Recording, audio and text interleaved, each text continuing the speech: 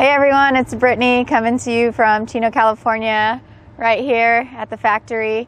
I'm gonna kind of go over a few things that we just recently changed on our bigger tugs, give you a little bit of history about them and the reasons why we did what we have done recently. The major difference that we did is we split the drive shaft in half. So we have one on this side, one on that side, and we put a spline coupler in the center. This just makes it really easy for you to either, like anything else with maintenance, you know, maintenance in your car, what have you, with the gearbox motor assembly, all you would need to do is just unscrew these 4 screws to get this out so that we're not having to take apart the whole tug, or even to take off the railing assembly. So all you need to do is unscrew the 4 screws here. So previously, in order to take the railing assembly off, you would need to take the side covers off, front, or you know, left side and right side, and then you'd have to take the track off, take the main drive sprocket off, and then you'd have a handful of other screws on the inner part to take off. But all we need to take off today are just these 4 screws. So I'm going to show you how easy it is to take the rail off. What you'll need is a 3/8 drive ratchet wrench, which we do give you in the box. Then you are going to need an extension that goes at the end of it, along with a 5/16 Allen socket. All right, so now we're gonna just go ahead with these 4 screws. We're just gonna loosen up each and every one of them. Not completely, just a little bit.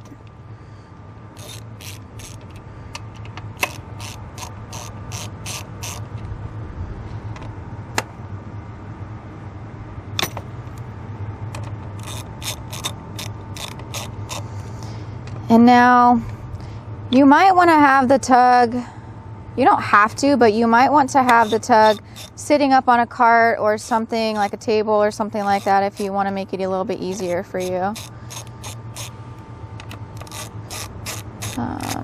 And maybe somebody on the other end. You just always want to make sure that when you're doing the maintenance like this, that one side's not going to overpower the other and kind of tip over. So I'm going to go ahead and take these screws out. Just make it a little bit easier by doing this. So we got 2 out now. Just need 2 more.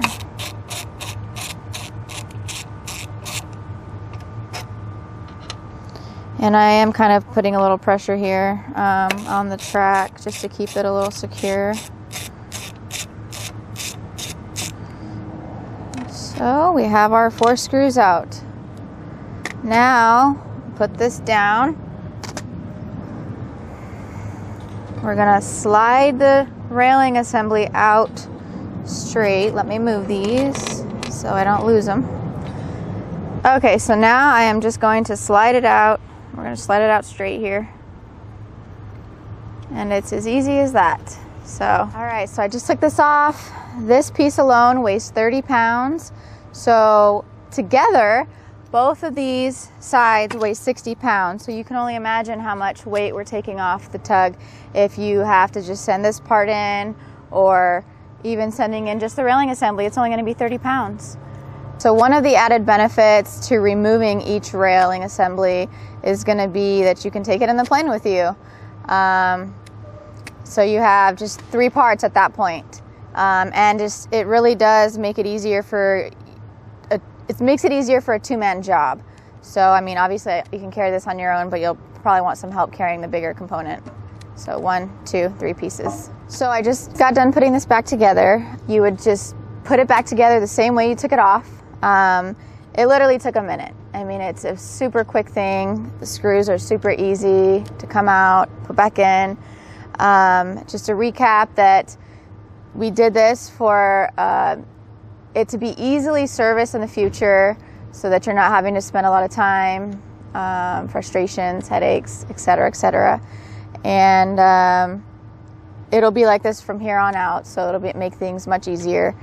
And then while I'm standing here looking at this, we did implement a new QR code system where if you do have any issues with your unit, You just need to scan this with your phone, or you can easily go on our website and there's a tab there that's for service, and you would just select the tug that you have, and it shows you all kinds of things like videos, parts, the troubleshooting guide. Any questions that you might have should be on there. If not, of course, we're always here to take your call. But take advantage of this. Just